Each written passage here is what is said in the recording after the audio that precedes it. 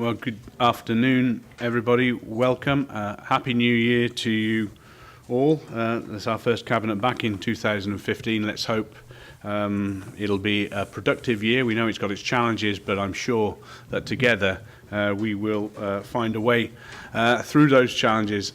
Can I, in advance, just apologise for any severe bouts of coughing that a few of us may have on this end of the chamber, and it may be the same the other side of the chamber. We all seem to be subject to the lurgy at the moment. Can I also, remiss of me, welcome any viewers at home who are watching us today, live streaming. Welcome. We have a very important agenda today. One item I will notify you of now, and that is item 6, Oracle License Compliance Audit. That report will be debated in committee, so it will move to the end of the agenda. And whilst we're in committee, if anybody wants to discuss the exempt items on the budget, we can also do that because we've obviously got an exempt report there. There'll be further clarity on that when we debate it, like I say, in committee at the end of the meeting. At that point, obviously, the live streaming will finish, okay, because we'll be in closed environment. Okay, so can I then take us on to the agenda, declarations of interest. Are there any declarations at this point by anybody? Yes, Jim. Yes, thank you, Leader. Yeah, it's in relation to on the budget proposals. It's in relation to traffic management scheme proposed around for my element is Durand Primary School. It's just personal only, no more than that. Okay, thank you, Jim.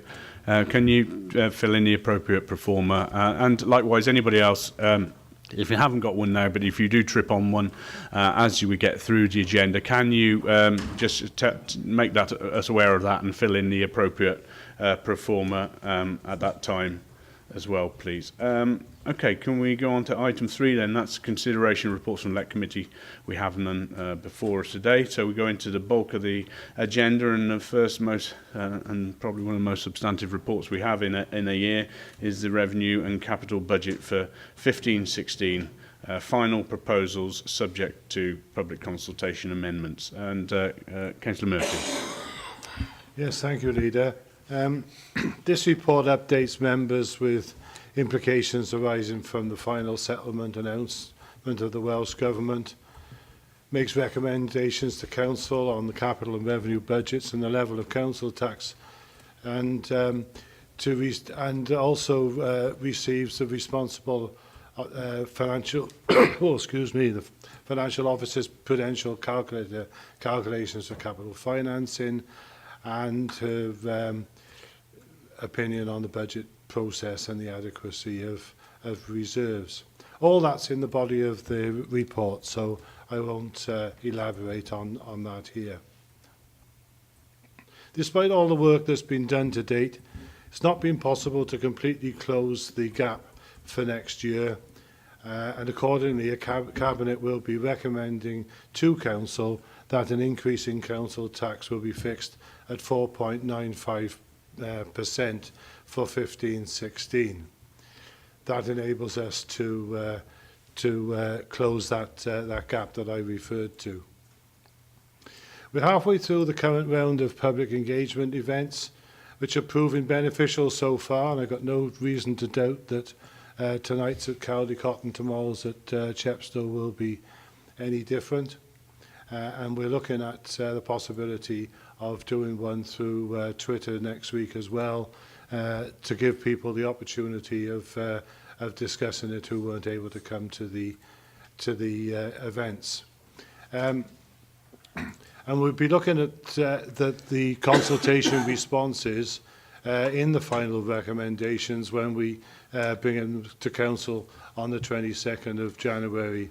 And that will also be together with discussing the release of 1.234 million from earmarked reserves, but I stress it is from earmarked reserves.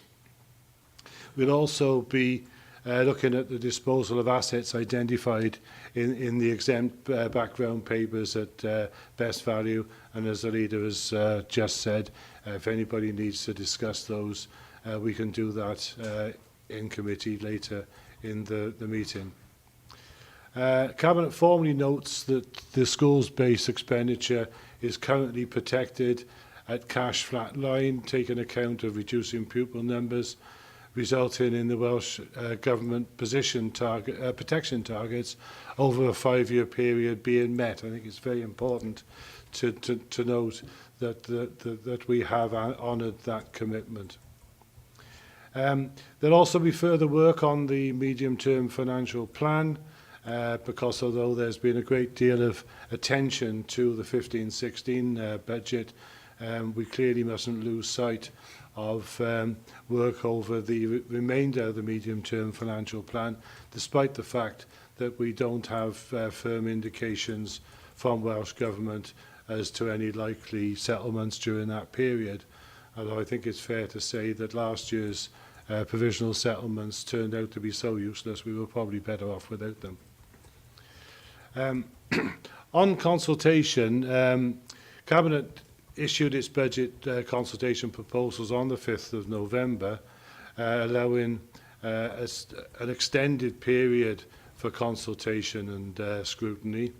And early budget ideas had also been the subject of those public engagement sessions that we've referred to back in October. There have been no strong objections made to the overall shape of the budget reduction proposals within those sessions. However, there have been some comments received via the select committee meetings and other consultations meetings that we've had, and those have been identified below. And again, I don't think I need to go through them here. They're clearly laid out within 3.4. On the capital account, general support was expressed about the need to invest in 21st century schools. And as everybody knows, the Caldicot and Monmouth schools are about to start, and Raglan is well on its way to being completed now.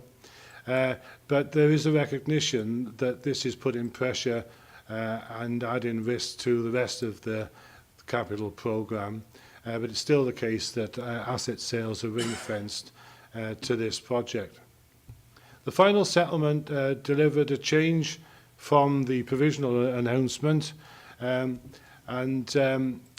as far as Monmouthshire is concerned, it provided an additional reduction of some £62,000 from that we'd been told to expect at the provisional settlement stage when the AEF was reduced by 4.3%. Included in the settlement is the assumption that authorities will protect schools, and as I mentioned, we have met our commitments with regards to schools' protection targets. The final settlement also, as usual, only talked about certain and specific grants and at an all Wales level. So there still remains that uncertainty over grants. But on capital account, we saw a slight reduction to the provisional settlement. So no change there then. The medium-term prognosis is still very much of concern. And as I said earlier, there are no indicative settlement figures published, but we have assumed for our planning purposes that we won't see any better settlements than for 15-16. So we're working on the same sort of level of reduction as we've experienced this time. The budget report on the 5th of November identified proposals to close a 5.7 million gap, and that has varied. It's been more near the 5.8 million latterly. And the report highlighted that a £440,000 gap still needed to be bridged. And and that at that time the budget included 1.38 million of pressures and 5.322 million of saving proposals. The full list of proposals were scheduled then, and they're in the supporting documents now. All of the mandates that set that out have been through the full scrutiny committee process, and they've had the opportunity of selecting the ones that they wanted to look at in detail, and that in fact has already been done, hence the schedule set out in 3.4. So, as I mentioned earlier, in order to fully close the gap for 2015-16, it would be necessary for Cabinet to recommend to Council that council tax rise of 4.95 would be required. What we've got to bear in mind is it's not just for the purposes of the current year, but there's also a further £10 million that has to be found over the rest of the medium-term financial plan, and we need to make sure that we don't forget that in our deliberations. So, Leader, I think that's all I need to say for the time being, and we'll be open for questions. Joy is here, and Mark, and all the senior officers who will be able to field any detail. And thank you, Phil, for taking us through that quickly. I mean, it's a huge report. There are a massive appendices, and a huge amount of work has gone on to this point. Can I take, firstly, this opportunity to thank all select committees for the thorough work they've done in challenging the budget and their recommendations that have flowed from those meetings, and I note that the mandates have been amended to reflect where possible those changes. So thank you for all of your work, members, in taking that forward, and also to the members of the public who've got very much engaged with us in the earlier days, but also in our current consultation processes, and the many forums, other forums that have taken part and will still take part, because we still have some further consultation to go, and we do want to hear what people say before we actually meet and set the formal council tax.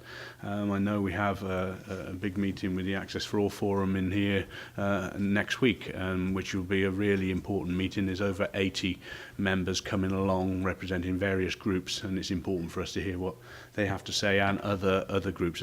Indeed, as you'll see, there's a whole schedule of meetings set up where we want to go and talk to people. Also, thanks to our schools who have got involved, and Chief Executive and myself and the officers have gone out and spoken to 2 of the secondary schools so far. We're meeting the other 2 in the near future to help the younger people there understand the budget and what it might mean to them. So we're trying our hardest to help everybody understand the situation. It is a difficult time. It's a difficult time for all authorities. You'll see the table here shows that we still have somewhere around £21 million to find between now over the 4 years to up to 2018-19, and that's if nothing changes from the current situation. It could get worse, as Phil identified. So that is some challenges.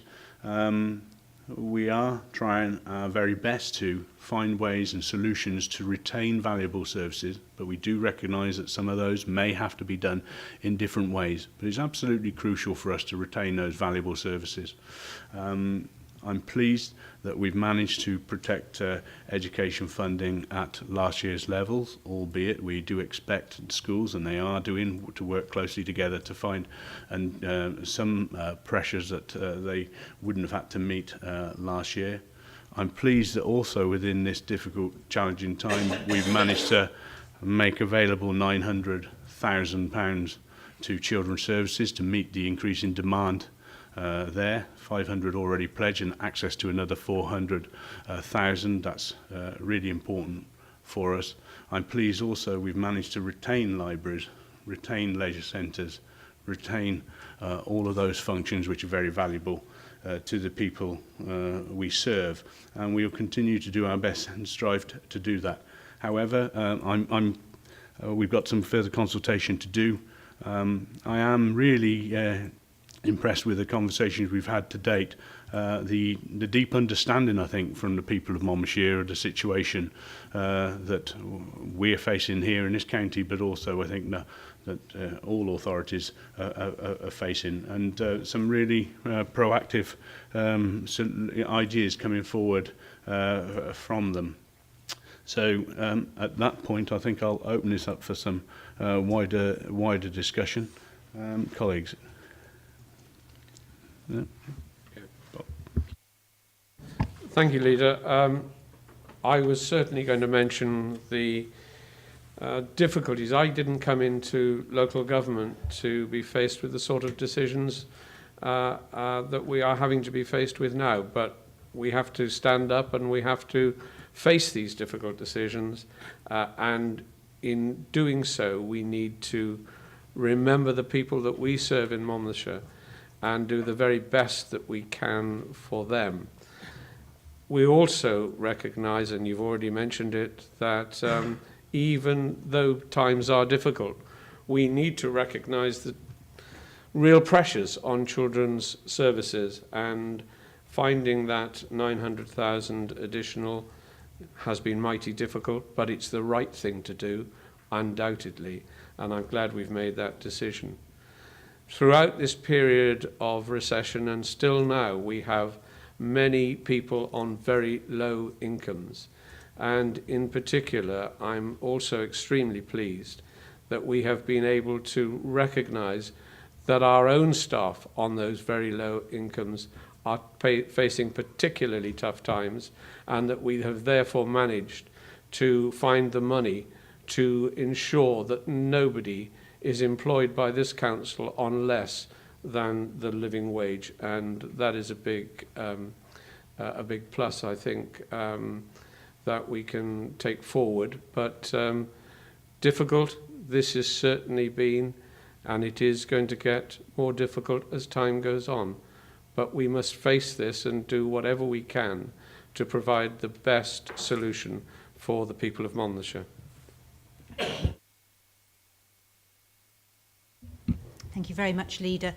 And I just basically like to reiterate what you've said about the schools, and in particular the schools' budget, and that deep understanding that has come over the last year or so with head teachers and staff within schools, that in effect we are doing everything we possibly can to protect the school budgets. And also I think they realise that commitment we have to the secondary school build, the 2 brand new secondary schools that we're building within the county.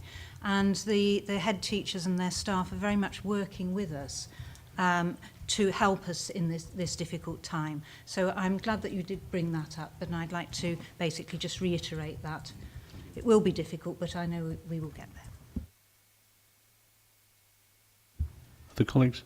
No? At this point? Councillor Petruni? Yes, thank you, Leader, and Happy New Year to everyone. Quick question about the couple of questions. I'll save most of the debate for the budget meeting. Medium-term financial plan with the council tax. Can I just further clarity from Councillor Murphy? The 4.95%, is that a commitment over the medium financial term, or is that just commitment this term now? Just this one.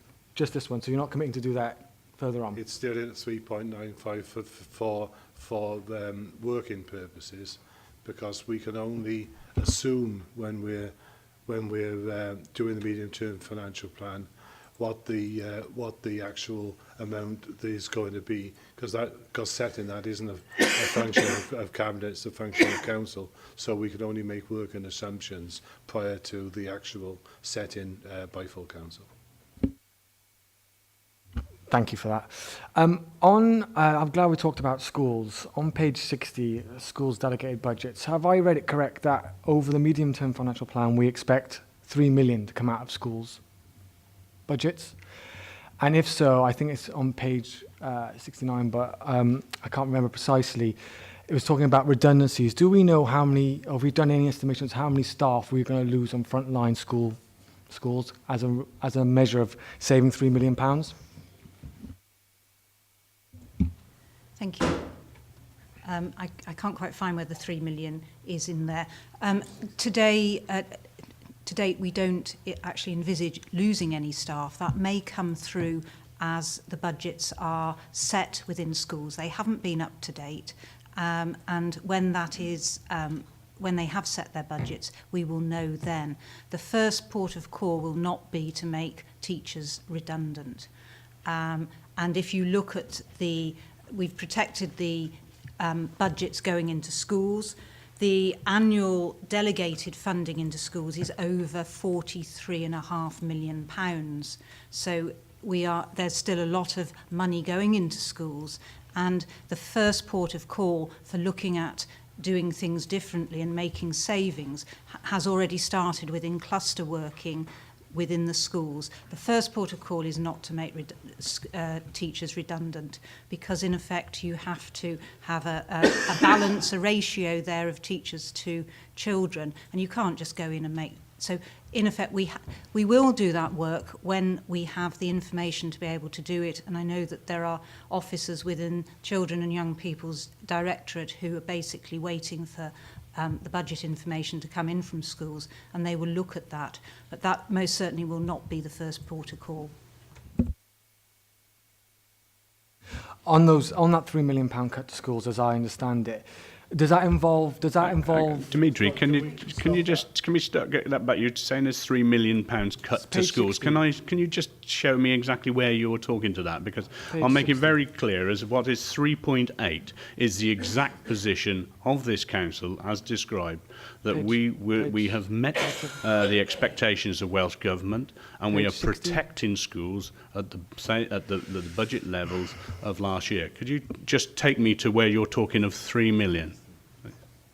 Page 60. Page 60. 16. 60. Page 60, item 16. So you got to scroll a long way on iPad to do that. Is it on the link?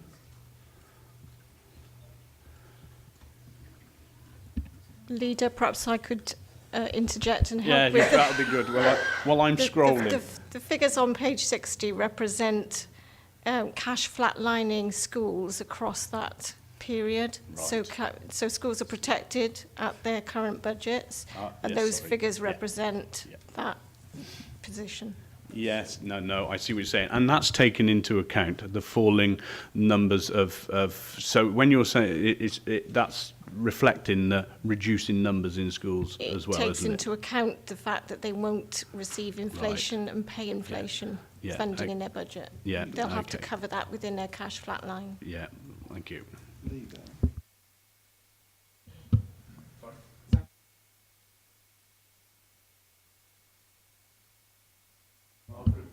Just a comment that might be helpful to everybody. I'm looking at the same page, but I'm also reading years 15, 16, 16, 17, 17, 18 and 18, 90. And there is a figure on that page that says 3008. 3008 is 3 million, but that's overall flatlining, not for next year, this current budget that's under consideration, but through to 2020.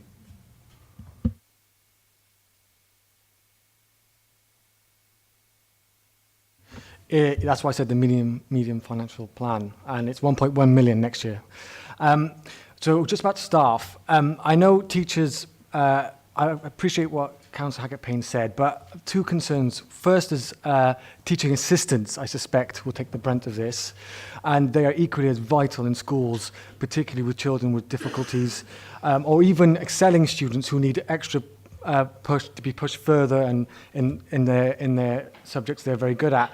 But also hemorrhaging of experienced teachers, so whereby schools, because they're forced to, in a financial position to let experienced teachers retire on their upper bandwidth of pay and then bring in new teachers who are much cheaper. And I'm just wondering, are we worried or thinking about a huge loss of experience in our schools? Thank you very much for that. I think that loss of experience happens anyway. When a teacher retires, they've normally been working in the profession all their life, and they have a large amount of experience. At the end of the day, the recruitment process is up to the governing body in the schools, and it's up to them to decide how they recruit and how they replace any teachers that are leaving, and that is very much the governing body's prerogative. I think I need to reiterate that. You know, schools are autonomous bodies. They make the decisions relating to their schools. We are working very well with our schools and the head teachers, and we're confident that together we can manage the pressures that all areas are facing, but and schools will face. We do every year. Schools have to set their own budgets, and there will be implications if they make a decision. And all of you who sit on those governing bodies will take part in those decisions at some time, no doubt, through the year. As Liz has made it clear, it's you know, redundancies are something nobody wants to see at any point, and always an absolute last resort. And I'm sure that's exactly the same stance that governors will take within their own school environments. Okay, Simon. Thank you, Cabinet, and Happy New Year to everyone. May I just ask one quick question? The deadline now for amendments to the budget being put forward by members or members of the public is when? And the equality impact assessments will have to be with them. We haven't had the training yet, Leader, as reference to that. We have requested training on that. I'm led to believe we will not be able to receive that till at least the end of the month. I think Alan was going to bring somebody in for that. So I've been asked to ask you as Cabinet, what is the deadline now for any amendments to this budget if we put them forward after the public consultations? Because you're quite right, we get to the budget meeting and we can spend all day and actually it won't make a lot of difference. So we need a deadline. My group's asked me to ask you that. But the idea of going for the 22nd was that if any amendments came out of the budget discussion, that there would be the opportunity of working on them and making sure that the necessary assessments had been done prior to any council tax setting. The problem we've always had in the past is it's always been in the same meeting, and effectively it's too late. So the idea was to give the opportunity of getting those discussions in early, so that if it was necessary for officers to work on them so they could be enacted on time, we would be able to do it. I don't know whether Joy wants to say anything more about that, but I think that's the general gist of the idea. The date that was published in the budget consultation paper was the 14th of January, so it's next week, so it gives us time before the budget is published for the full council meeting on the 22nd. Leader, may I say that actually the timing of that doesn't actually correspond with the rounds what we're doing now. And if members, i.e. you're going to agree a document today, whether there's any amendments in there or not with what's come out from the 6th, I don't think there is, but you're going to agree this today, this is your final document. That doesn't give very little time if people do have some proposals that they're looking at to put forward, good proposals, with the equality impact assessment with it, we should be looking at least the end of the month. Is that what you're saying, Phil? You'd probably look at them if they came forward? I think it's Phil With alternatives? Phil will come back in a minute. I would have hoped some of those thoughts would have started gravitating toward us some while ago, so that we could have actually worked with the individuals to create the impact assessments around those. I don't know if I was under the impression that there was opportunity, it was made available for opportunity for training, but Simon's saying it didn't happen to help with the assessments. However, you know, We did request, Yeah, and we've been yeah. informed we won't be able to at least have that train till the end of January. Right. Okay, that isn't a problem, but Yeah, we can do the impact assessments. It was just, I've had some of the independent group coming to me saying, look, we've got some proposals here, Yeah. and actually we need to put them together. We're working on them. Yeah. We don't want to spend 2 days sitting in a council meeting, agreeing the budget, and same old story. It won't go nowhere. So, and I've said to them, if they've got anything solid, let's have them and let's put them together. But they're not ready to bring them as of yet. No.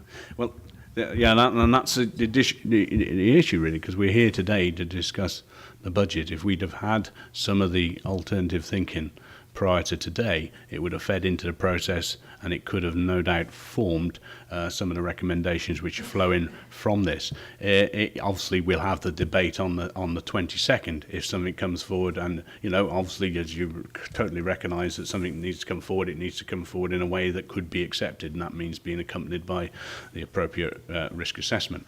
I'm sure if any of your members have areas which they do want risk assessing, I'm sure that advice is available to members to help them through that process.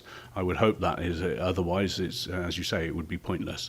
So, you know, if you have got those ideas worked up and you're ready to commit those to some rigour through equality impact assessment, there should be some support here to help you do that.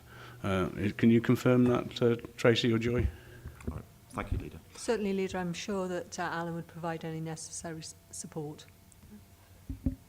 Yeah, we did request off Alan, and Alan said actually the trainers have to come from an outside body into the council, he did, and I think that then my members group said, well, actually, we thought it was in-house, but it's not, it's out-house, so, and we couldn't have that training out till the end of the month. Anyway, that's okay, I've got a better, something to take back to them. Leader, also, may I just thank Strong Communities for their sterling work in going through the mandates, and we did spend virtually 6 hours going through them. The largest mandates within the selects was given to Strong Communities yet again. There was a couple of issues did arise there, and the first one was the highways issue, which the committee could not agree, and I think it is in your document today. And part of that was the highways rationalisation and income generation. I think they did feel, and it does quite clearly say within the report, these frontline services, these front people there, the teams out there which actually carry out the serious side of floods, major works which have to be carried out at road closures, all these kinds of things, which was explained within the committee. Even the officers felt, you know, we are at bare threads with that now. The select committee couldn't agree that cut in that service. They did feel, off the top of my head, Leader, I think it was one team was going to be removed, and I think the report's quite clear. It said, well, we'll have to manage. Well, sometimes when an emergency does happen, we need to react quite quickly and managing and trying to sort it out. You know, we can do that for everything. And I think their feeling is they're so important. Could we possibly try and redesign that and look at that? That hasn't happened because it hasn't moved within the mandate 41. That was the only one. The other one is we had to do an assessment of 41A, which was given to us, but I think it did belong to economic development, was the market income and other income generation. I think the committee felt that there should have been an equality impact assessment with that also, because if we're going to go out into our towns and carry out different functions, etc., we have to involve everybody with that. So, i.e., people with disabilities, etc. If we're going to go out into the towns and have town markets, etc., we used to have them in previous years and have a different way of thinking. There was no equality impact assessment with that, and we did feel it did need one. So, but I think the rest of them, there was good discussion, and we do appreciate that times are difficult, and there are areas where we just have to change things in the way we do it, and I can't say no more than that, Leader. All right, again. Thank you for those comments, and I think we all really struggle with some of the things we have to put forward or that have come forward, that the challenges on the highway budget are going to be massive, and it will be felt by all of our community. And likewise, every service which is facing challenging situations will be able to make a similar case as well. But the reality is we have to try to manage with this modest budget we have, and like I say, try to retain services, because if we stop them and we turn them off, we might not be able to get them going again. But I hear your points, Simon, and again, I thank you, your committee, and all of the select committees for the depth of challenge and consideration they gave to all of the mandates. I sat in on a couple of those, and it was quite impressive. I've got both Councillor Murphy and Councillor Hobson wants to come back.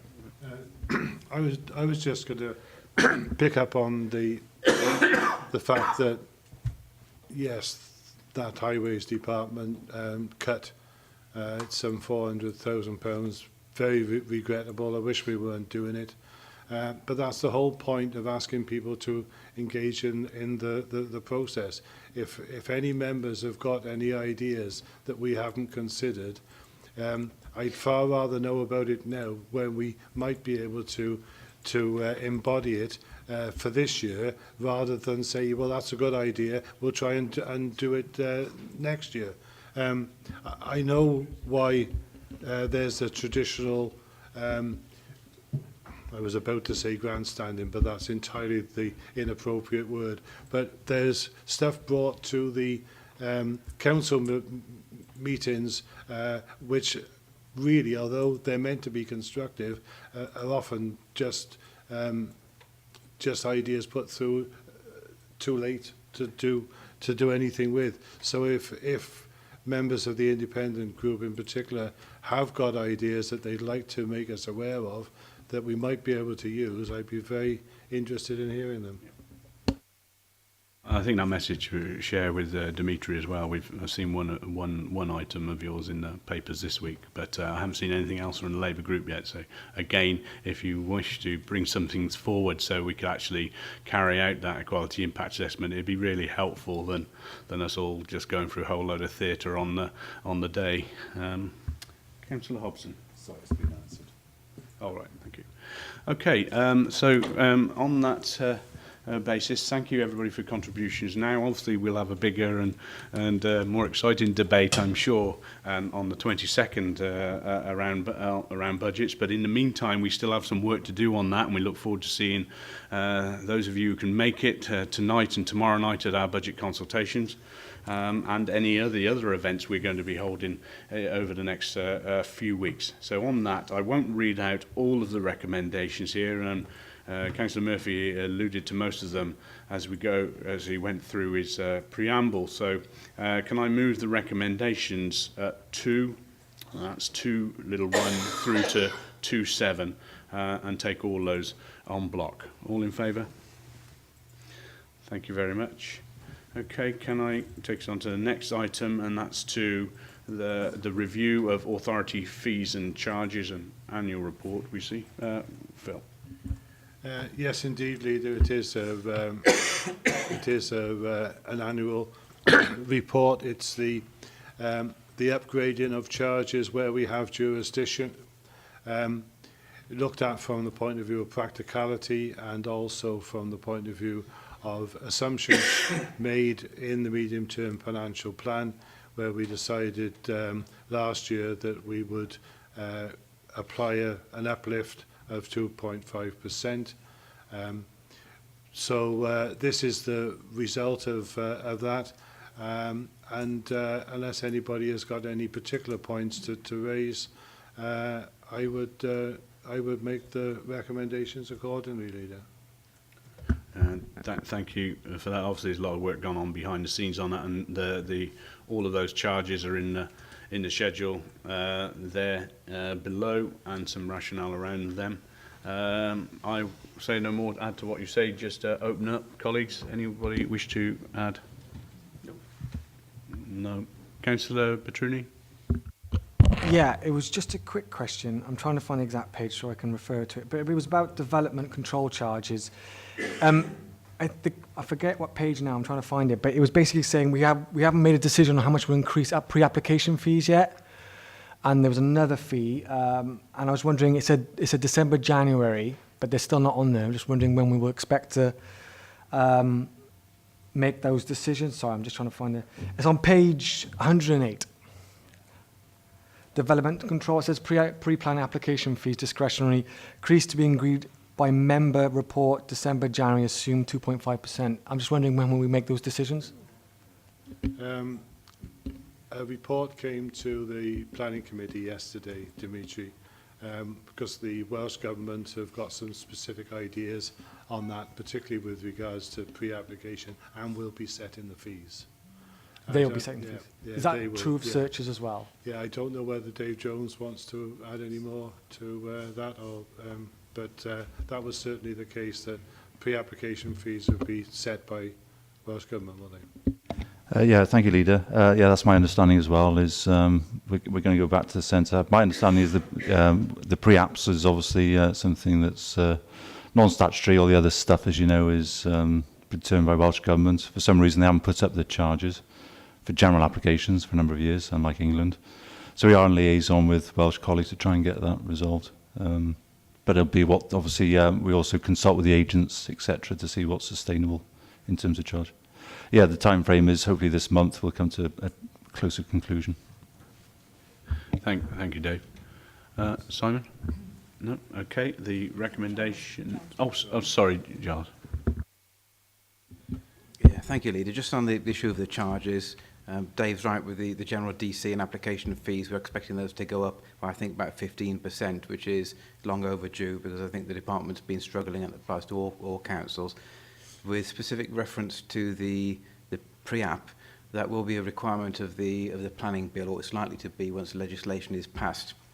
I did have the opportunity, or was asked to give evidence to the Assembly's Enterprise and Economy Committee back in November, which I attended with the leader of RCT and my equivalent from Denby, I think it was, and I made the specific point in relation to Monmouthshire's pre-app scheme that we'd done it in conjunction with agents, applicants and developers, and tailored the scheme directly.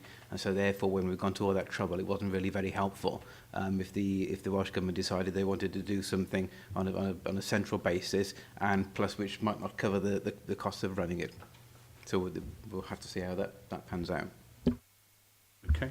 Okay, thanks very much. And the recommendations then are in 2122 and 23, and I won't read all those out. Can we move those en bloc, please? Thank you.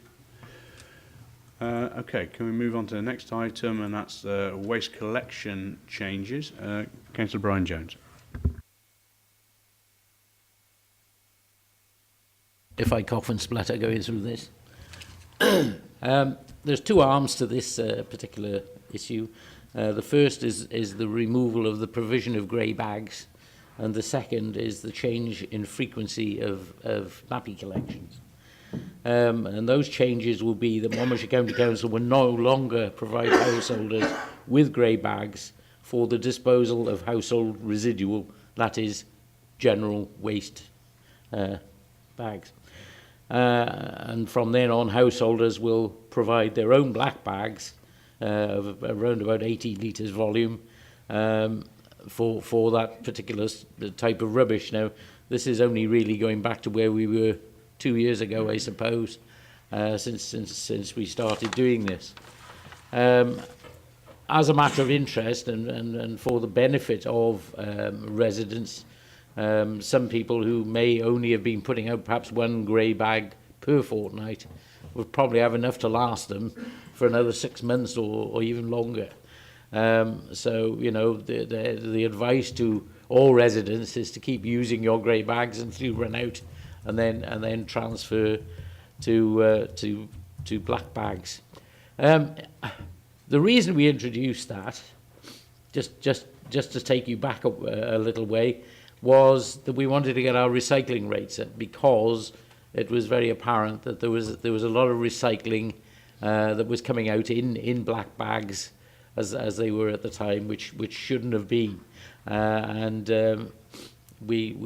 We as to use Rachel's word, bravely took on this to try and improve things. And I shall take this opportunity today to thank Monmouthshire residents for their superb effort in this, because we have gone from a few years back to being fairly low down the pec order to being top or just about top of the recycling business. So a big thank you to the residents. I would, by choice, not do this, but the brutal fact is that the grey bags cost us £80,000 per annum. And that is a serious amount of money which we could better use, as we've been talking about, in places like probably education and social services. So there's that to bear in mind. The other arm of this, as I said before, is the nappy hygiene collections. Now, you will recall that this started at the same time that we started fortnightly collections, you know, it's picking stuff up in either adult hygiene waste or nappies for babies' nappies in yellow bags. Now, initially, we had a scheme going which actually recycled these nappies, believe it or not, and we actually went to have a look at the works up in Birmingham. But regrettably, that firm stopped doing it, and the plant closed down and left us and a number of other local authorities, including Cardiff, who with us were the first people in the UK to be doing this, with no solution. So we've still been collecting it separately, but this now is starting to go for energy from waste, and now the Trident Park facility in Cardiff has opened up, and it's probably a more suitable place to go for nappies than sending them to landfill, where I'm told they take donkey's years to rot down. So it's probably a much more preferable thing to do, and that was one of the benefits of Project Worth. So you know, the fact is now that it will, I think, be sort of you know, 2 weeks instead of being collected weekly.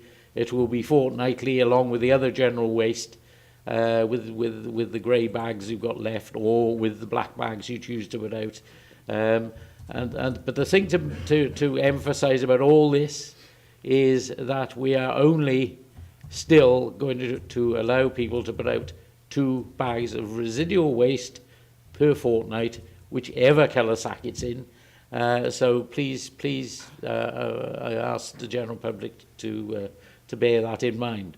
I think I'm correct, and I will ask Rachel to correct me, that these yellow bags, if people don't want to hang on to them for a fortnight, could be dropped off at recycling centres. She shakes her head. That's yes, that is the truth of the matter. So if you have any further questions, either myself or Rachel will try to answer them. Thank you, Lydia. Thank you, Brian, for taking us through that, and it's very clear, and I think we absolutely all understand it. Indeed, the public at the consultation events all seem to understand the sense behind this, and indeed, in some cases, they've even challenged us to take that a little further. Can I reiterate your comments about the fantastic effort that the public have put in and shoved our recycling targets up, and you know, and there has been a real culture change to the way that we manage individually, personally, our wastes, and hopefully that process will stay. You know, just because we've changed the colour of the bag, I don't think that can take away the general view that most of us adopt, that recycling is good. And we actually, a lot of us quite enjoy recycling now, and it's become almost an obsession in some households. So a fantastic effort by everybody to date. Colleagues, anybody who wish to add? No? Okay, Dimitri? Yes.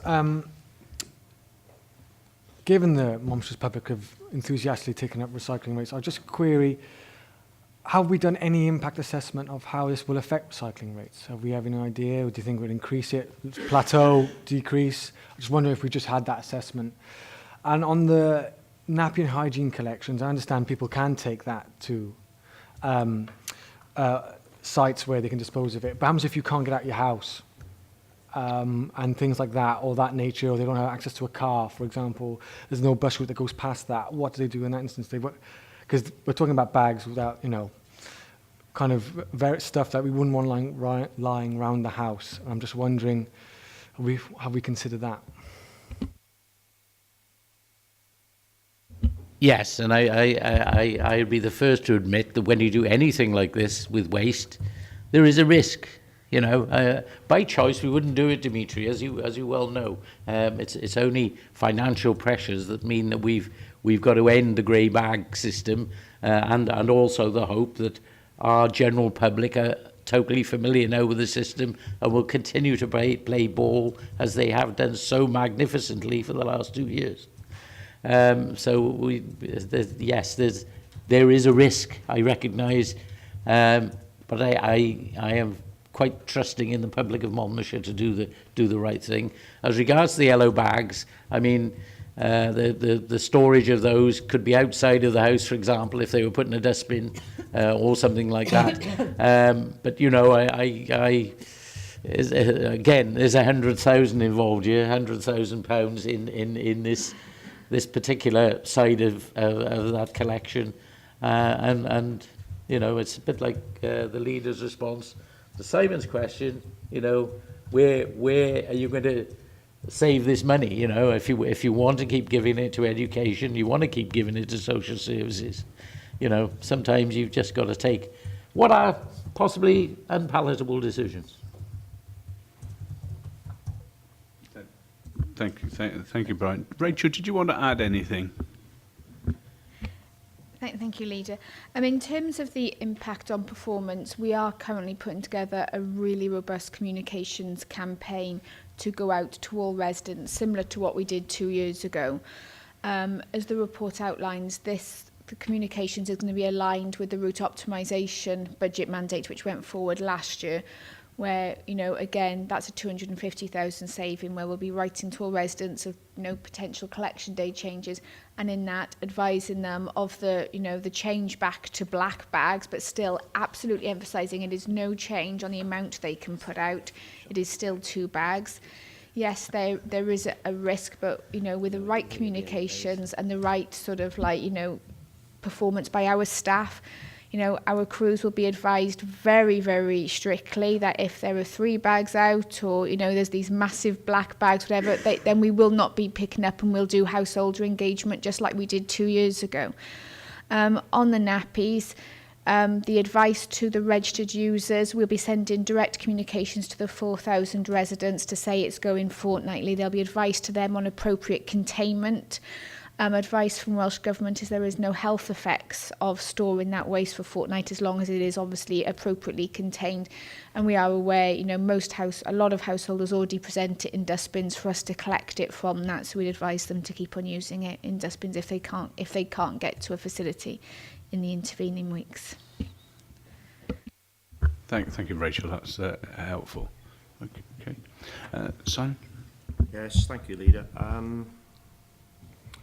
It was something we looked at in the mandates, and there was quite a considerable discussion about this. And my personal view is I think there's still a saving to be made here. I still believe the yellow bags, with 4,000 households which are using yellow bags, that's what's just been stated, they actually are logged. So what we're saying is when we do pick our two black bags up from them, they will possibly have 3, maybe 4 other bags also. We know where them households are. If they put their contaminated residuals in normal bags and put them out, they're still collected by the same vehicle. If they decide then that they don't want them hanging around and want to deposit them at Lamfoist or at 5 Lanes, whatever, they can also do that. You know, they're going to be notified that.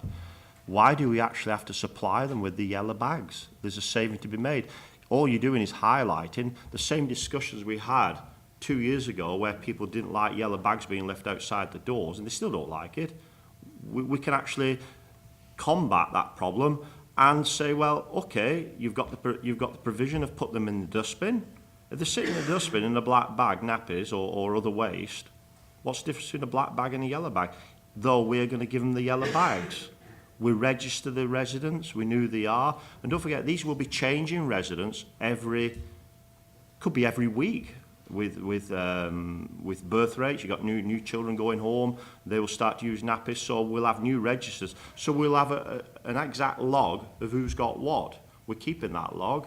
I still think there's a saving to be made here, and the yellow bags, we did say at the start we weren't happy with it. We did go down them lines because it was for recycling, to identify actually that was for recycling. These are not being recycled anymore. They are going to waste.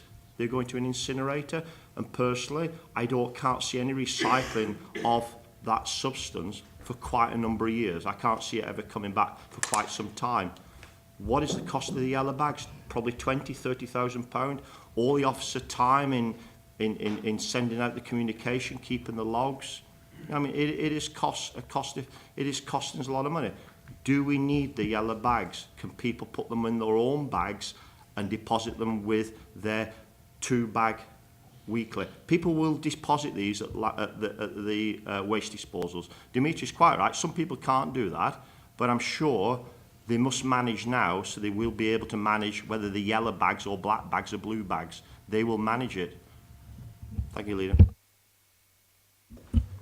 Thank you for that, Simon. I mean, the two things I would say about this is I understood there were various reasons why we had to use yellow bags for this sort of waste, but again, I will pick on my unfortunate assistant Rachel over there, my head of service.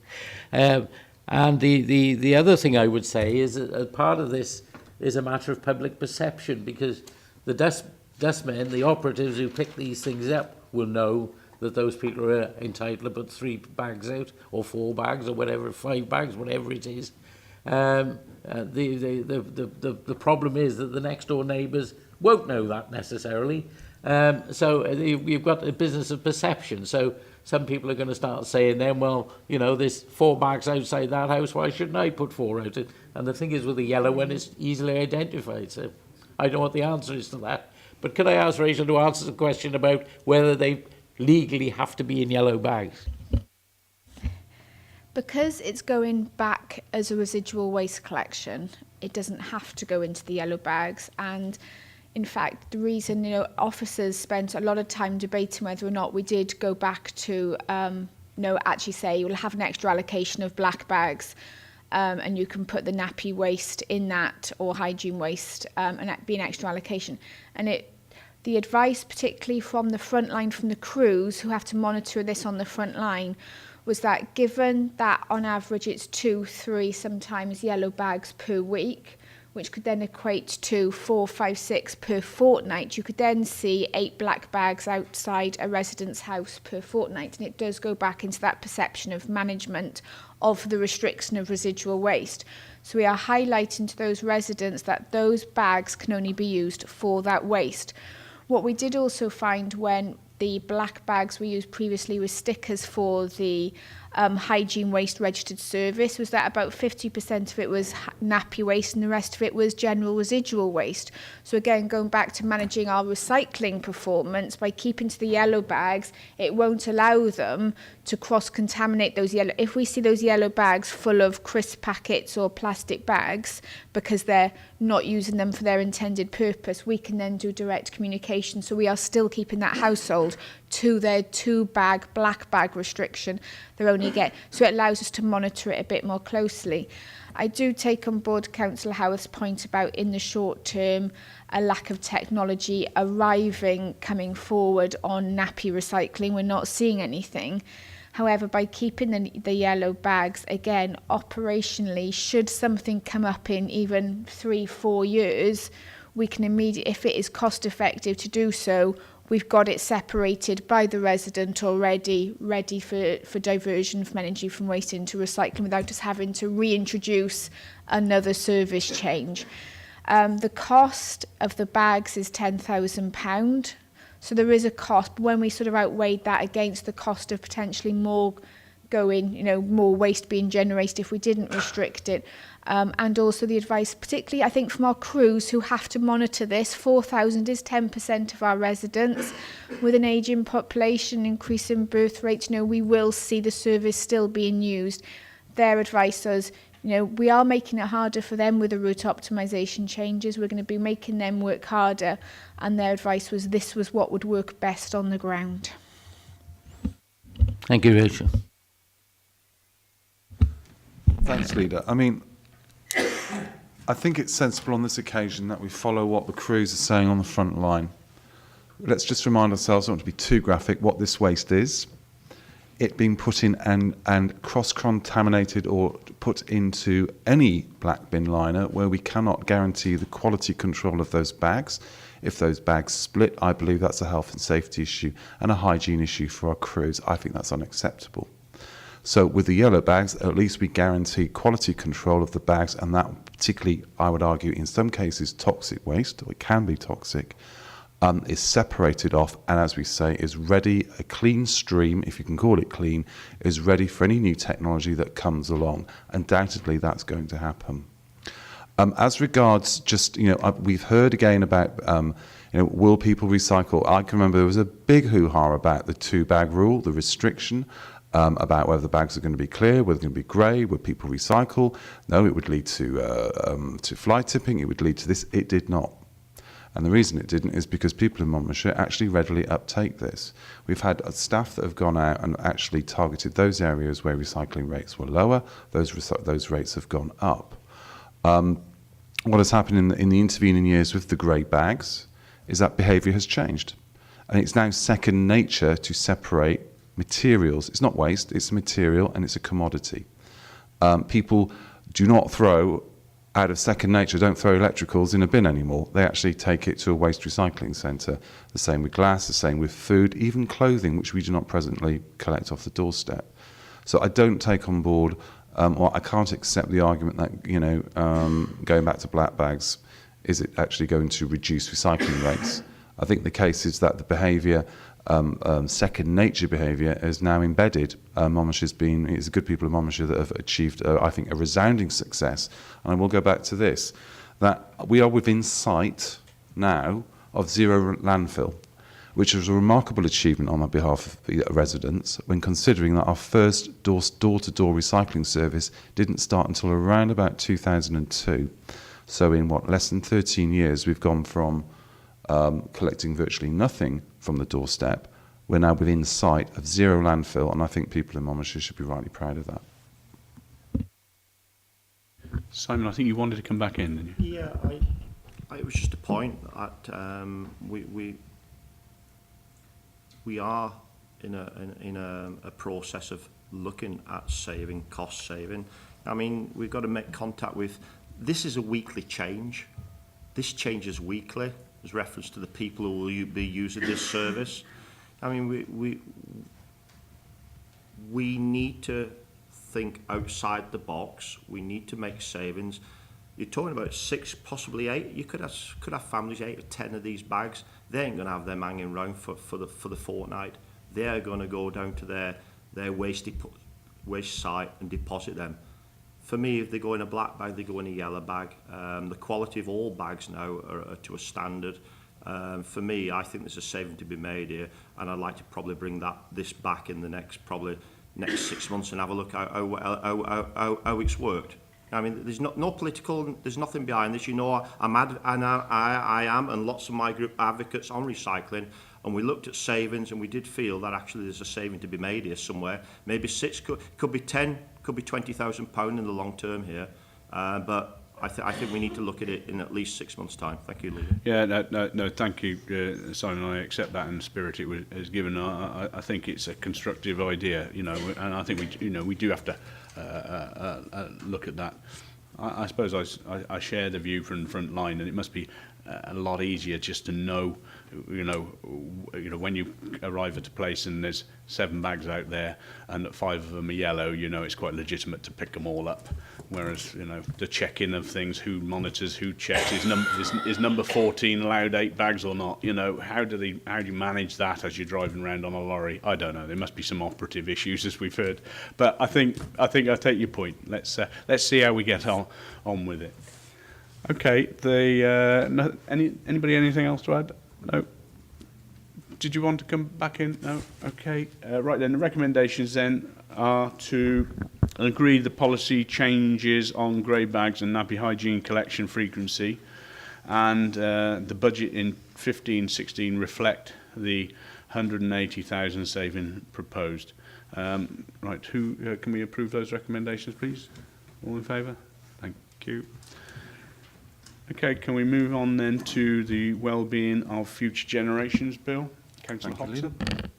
The Wellbeing of Future Generations Bill, Leader, was laid before the Assembly in July of this year and should therefore receive royal assent by April 2015.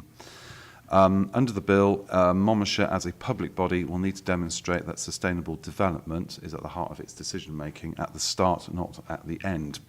The bill requires us, as a county and public body, to improve social, economic and environmental well-being. And this paper is for us to be an early adopter along with other local authorities in 3 national parks. In the document on 3.3, you'll see that a new public service board, it's said here to be similar to an LSB, actually will replace that. It's a multi-agency board, ourselves and other public bodies, that will be charged with publishing the annual local wellbeing report. On 3.5, the objectives. Just change the page.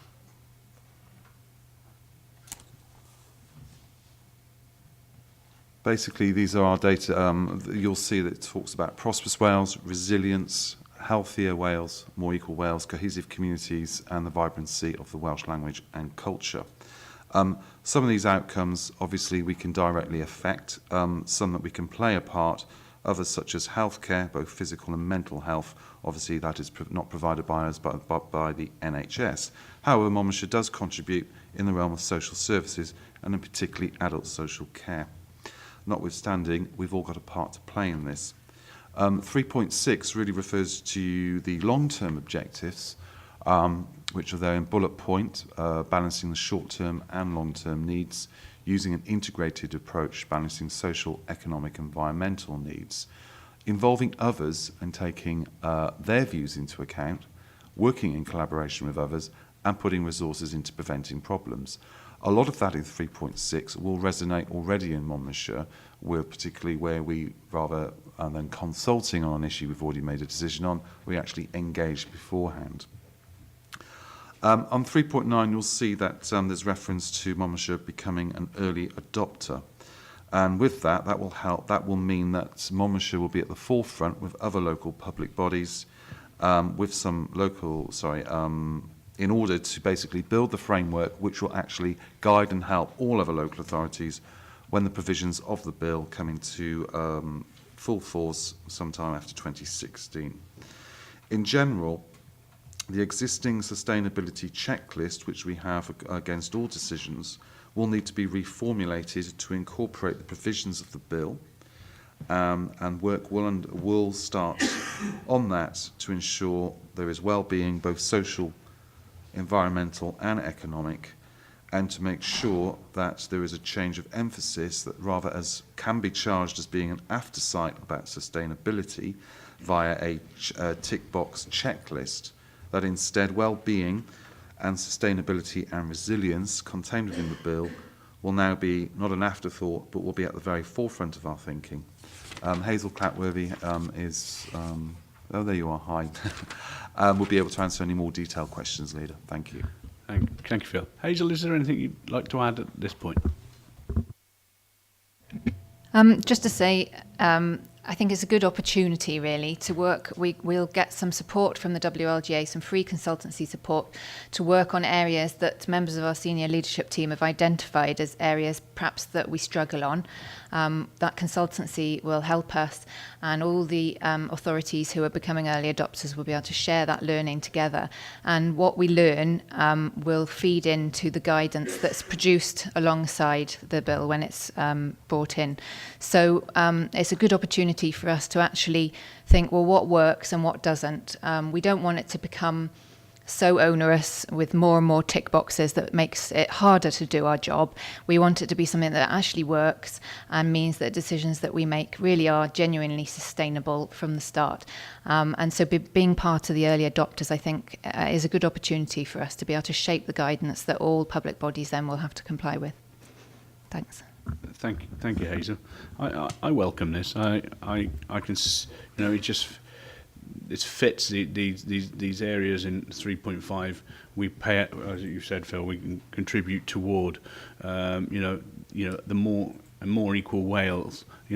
We can do a lot with this. In tackling some of those areas of deprivation, those areas that we want to make some progress in and haven't made the progress we'd like to see. I think there's so much we already do which aligns with a lot of this. I think we can be a lot of use to the progression of this bill, and like you say, it'd be useful for us as a learning process as well. A couple of questions. I think Phil, you did say the Public Service Board will replace the LSB. So the LSB will finish, and so it will be a Public Service Board. That's important. The WLGA funding this. I presume there's direct money from Wales Government to the WLGA to help this. I'm just conscious that Wales Government cut quite a lot of improvement money from the WLGA recently, and I was wondering how they were going to fund this support. So I'm picking up the nods that there is specific funding flowing through to support this. So thank you for that. Colleague Giles. Yeah, thank you, Leader. I should, before I have a mini rant, point out that I'm totally supportive of the report and its inclusion within decision making. But I think I picked up a signal when I attended the launch of the Living Wales programme in Port Talbot, and it was in the Steelworks, and it was about 3 years ago, and it was the start of a whole suite of documents around planning policy, including the SD bill before it became Future Generations.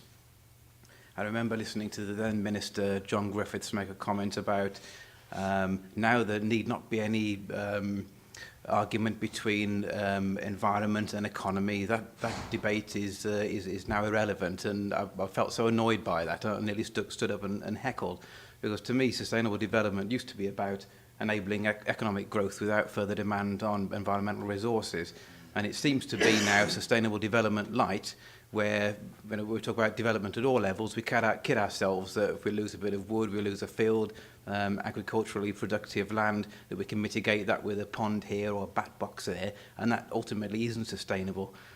It's a well overused phrase. I know it's included at all levels of policy making in Welsh Government, but the process of trying to balance environmental issues alongside social and economic ones usually means that the social or particularly economic ones win, and that's what I object to, in that it isn't true sustainable development. But that's a mini rant, but I do support the policy leader, but wish it was stronger, and we had a stronger lead from Cardiff too. Thank you. I'd just like to comment on that, if I could. Jeff? No. One of you. I'll just keep it short and sweet. I just, from my take on this, I also am happy to support this. Certainly, looking through the governance principles, certainly from a social care perspective, this is pushing at an open door, because much of what we do here really does follow a lot of those particular observations. So happy to support this. Thank you, Chair. Just to say, Leader, Councillor Howard's remarks, yes, he's absolutely right. There is a lot of talk of sustainable development, but if you actually use the real measure of it, then it's nowhere near. I think what Future Generations Bill will do is try to strike some sort of balance, but actually makes a recommendation that any development actually has a detrimental impact, and it's incumbent upon us for future generations to do as much of the repair job as possible. Okay, Dimitri? This is a brilliant bill from the Labour Welsh Government, but I want to applaud the Council for being early adopters of it as well. And I just want to reiterate Councillor Hobson's point to Councillor Howard about, it's, as I read the report, it's social well-being, economic well-being and environmental well-being all on the same equal stand and all impact on each other, and they're all considered on a level basis. Well, I think that's the vision anyway. We'll look to see how it actually happens in reality. I think that's what you were saying, but the vision of it, I think, is just brilliant. Thank you. Simon? No? Okay. Right. The recommendations then are in 2.1 that officers take forward our work in becoming an early adopter of the bill, and that members note the report and implications of the Future Generations Bill and support our work as early adopters. I'm sure we're all supportive of that. All in favour? Thank you very much. Thank you, Hazel. Okay, let's move on to the review of service delivery and public protection. Councillor Howard. Thanks, Leader. No rant on this one. Okay, the report's been presented to Cabinet following a decision to restructure the public protection section last April. And members will recall that there was widespread concern about future capacity in the service prior to the decision being made. To help address those concerns, one of the outcomes was that the decision will be reviewed on a 6-monthly basis and a performance update presented to Strong Community Select Committee, and this has been appended to the report. On the face of the information before us, the section has produced evidence that performance against the indicators listed has by and large improved, which is a superb result considering financial constraints and growing service demands. The report was well received by Select Committee members and their comments incorporated within the body of the text. On that basis, I thank the Environmental Health, Trading Standards, Animal Welfare and Licensing teams. We should, however, recognise that those teams are relatively small in overall numbers and that the success is down to their commitment to the job and hard work. So lastly, I thank Graham and Dave for putting the report together. Dave is here to answer any awkward questions, I hope. Thank you, Leader. Thank you, Giles. Dave, would you like to add something at this point? Yeah, thank you, Leader. Just to add to Councillor Howarth's comments, I think obviously members want reassurance that we're still functioning as we should. We're complying with statutory requirements. The thing to add to Councillor Howard's intro really is we have had 2 external audits, one by the Food Standards Agency that closely monitors in terms of food poisoning, feedstuffs, etc. So that was generally a positive report. And also further to the Strong Community Select, we did refer to WAO report, which again comes out with generally positive comments, which are outlined in 3.5 on the report, which concludes the Council generally delivering environmental health services at above minimum levels, and despite significant budget cuts, stakeholders are mostly positive about current services but have a low awareness of future plans. It concludes that the Council will find it difficult to take on new statutory duties to protect the public and environment.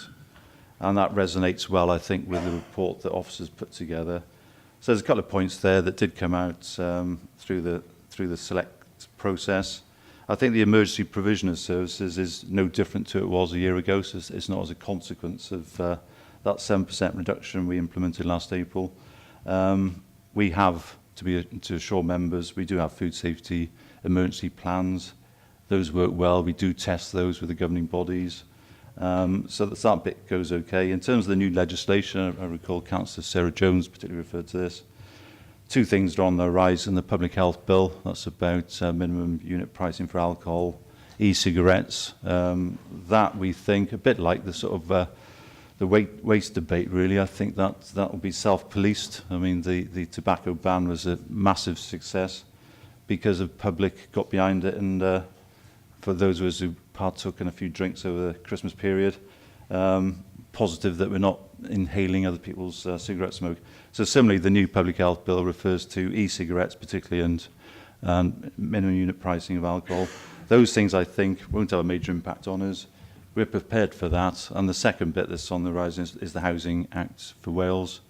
And that's really about housing compulsory registration, licensing schemes for private rented housing for landlords to keep them in check. Not such a big issue for Monmouthshire as it would be in the cities perhaps, but again, we don't think that's a big impact, and there should be some funding flowing from that. The other aspect that came through the select process was, what's the impact on environmental health, particularly about withdrawing that previously free pest control service, and that is outlined in the report, page 162, I believe, which is basically there's been a doubling, but we're talking about fairly slow numbers of 24, so what we call service requests, up to 56 over the similar period. It's one to watch, I think, and clearly if you talk about public health, and rats and mice rampaging through the county is one that we need to keep a close eye on. But basically, I think in terms of the officer report before you, plus the audits I referred to, it is a positive news story, and as Councillor Howard refers to, I think that's a credit to our small teams. I'm happy to take any questions.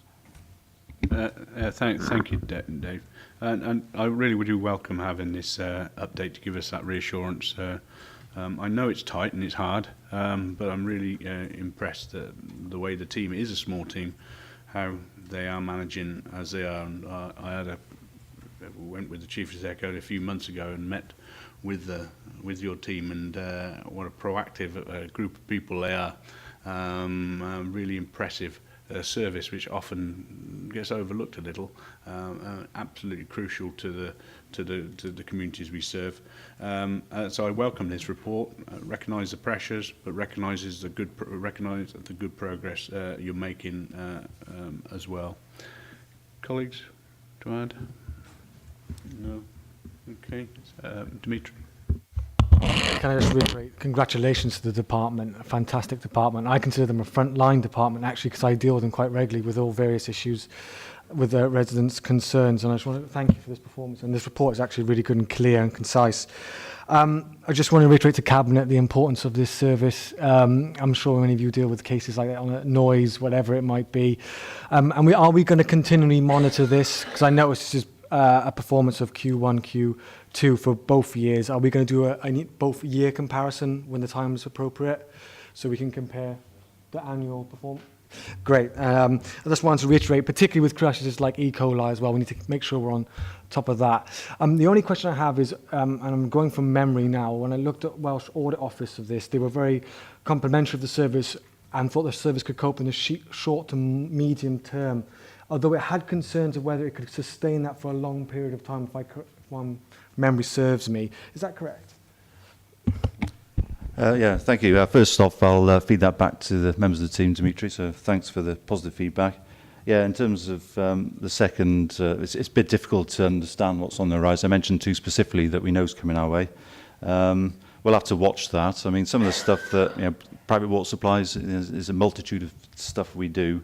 It's just sort of watch this space, really, but I welcome a 6-monthly report, probably through Strong Community Select would be an appropriate place for the regular updates. And then obviously that'll be for members to scrutinise and feedback. Thank you, Dave. Simon? Yes, thank you. And to just enforce them words by everyone, we had a good session in Strong Communities yet again.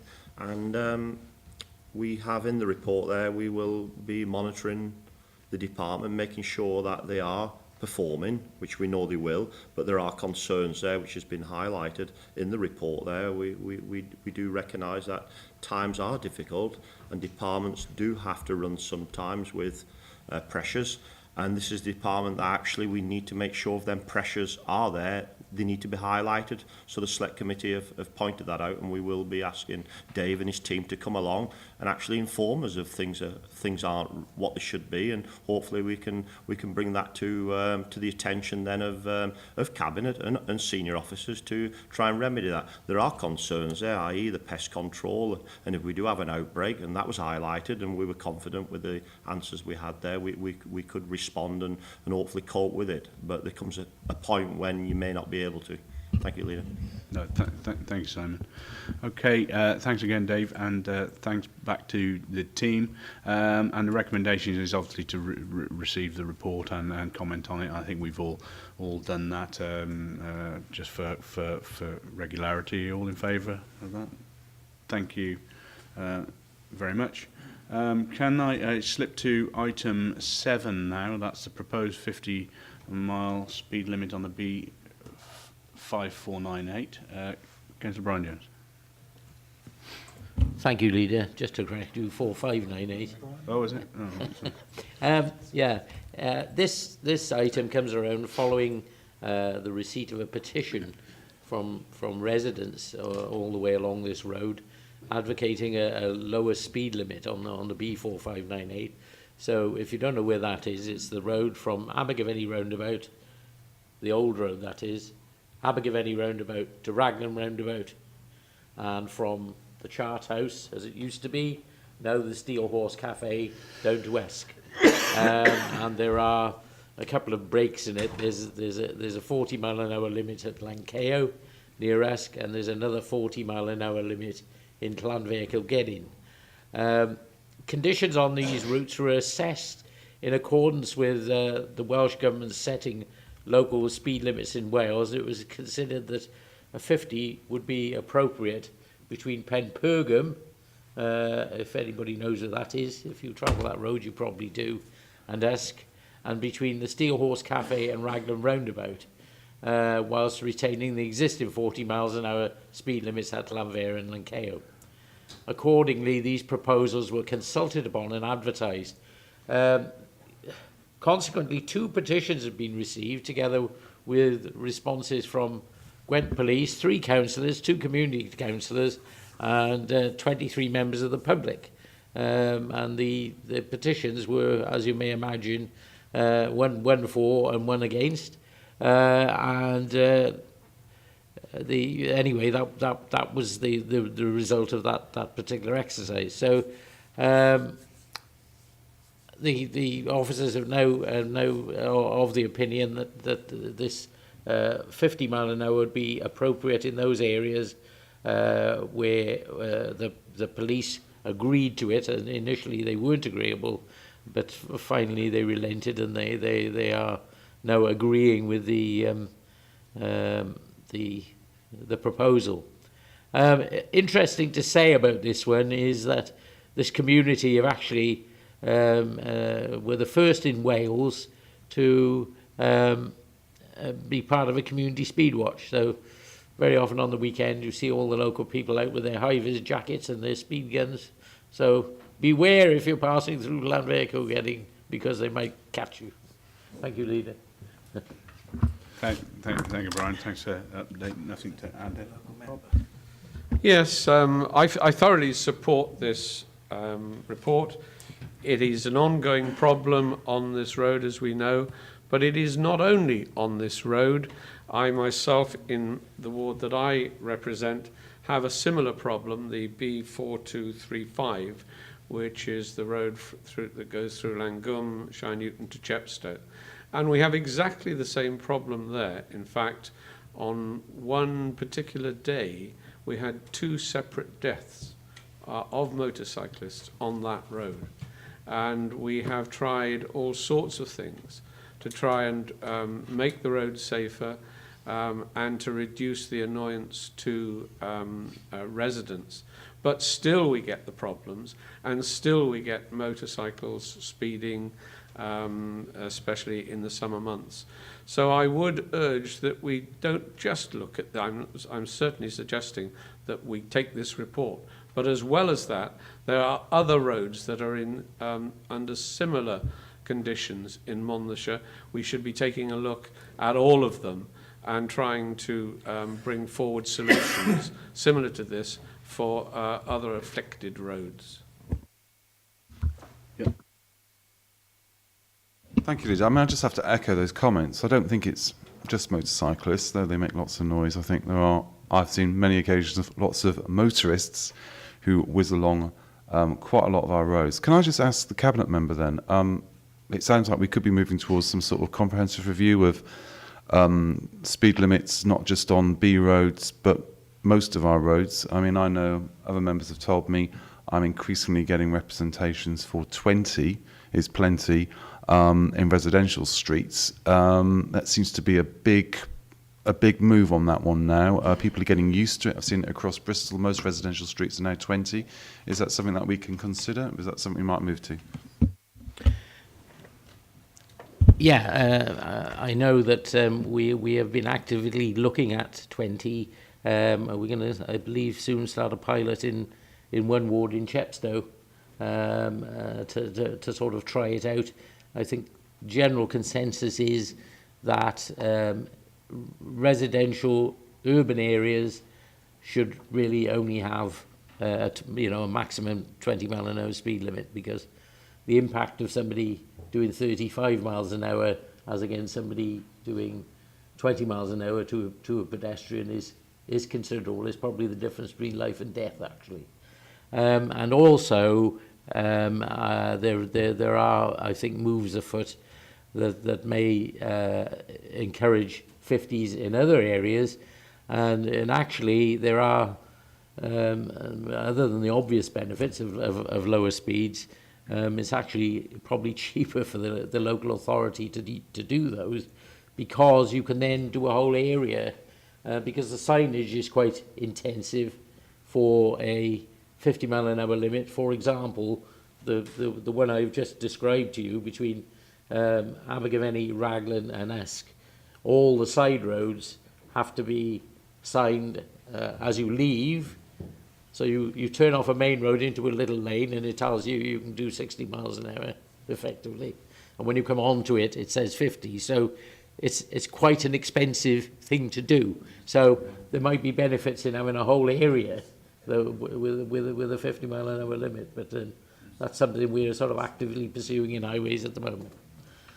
Thank you for that, Brian. I think I reiterate Bob's views. Well, I think all of our views that, you know, if there is a way for us to seriously look at how we can implement speed limits on more of our roads around Monmouthshire, recognising the issues which have clearly been identified in our report today, but still pertinent on so many other key routes around the county, I think we should seriously look at the feasibility of doing that. But I take reassurance that that's already being looked at, so that's helpful. Liz, I know you wanted to come in. Sorry. Just a small point. I wanted to ask the Cabinet member. I see under consultees, the ward members have been contacted, obviously. I presume that they're in favour of this.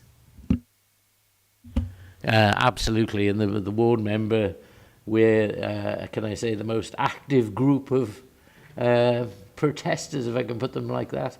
I know they've been very active in chasing Councillor Sarah Jones about this, so I'm sure she'll be pleased to see this come in. One thing I should have mentioned, actually, we also have a subcommittee looking at speeds on roads in Monmouthshire, chaired by none other than Councillor Val Smith. So, and you know Val's view on speed in vehicles, so we'll wait to see what comes from that committee. Thanks for that. Okay, I'll move to Dimitri. Totally agree with this report and wholeheartedly endorse Councillor Greenland's sentiments about other roads, particularly the road he mentioned. And I just was going to mention the subgroup because my colleague to the right keeps who's on it, I believe.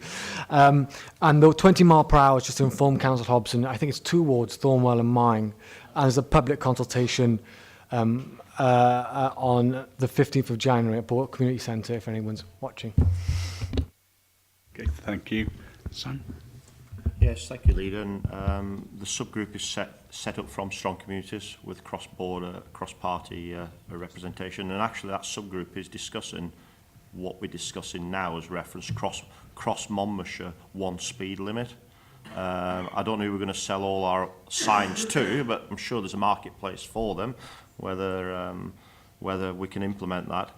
The only disappointment I do have with this report is we asked officers to take this from strong communities to do the piece of work on it, but it has not come back to strong communities just to go over it, and it has not been on the business, it has not been on the planner.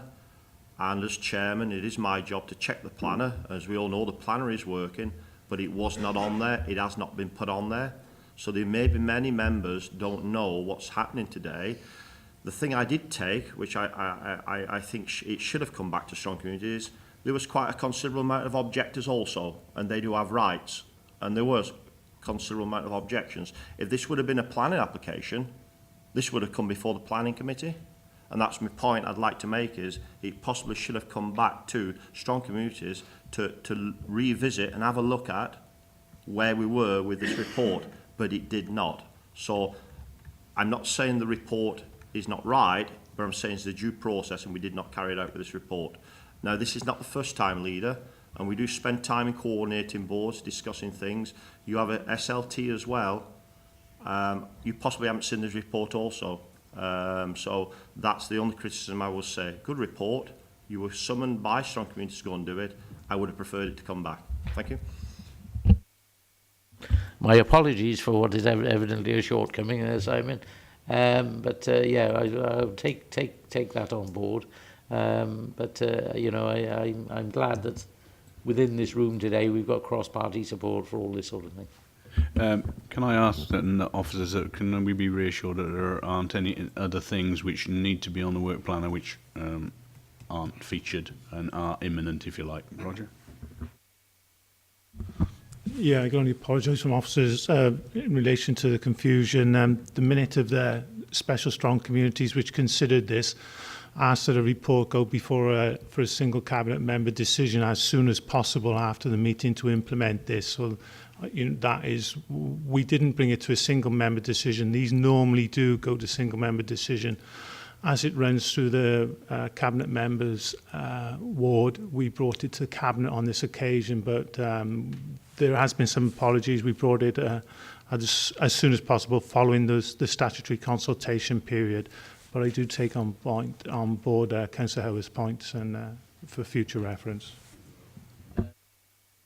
If I could just clarify something, it doesn't run through my ward, it runs through the ward in which I live, which is not the same thing. Okay. So right, that's that's no interest to declare on that.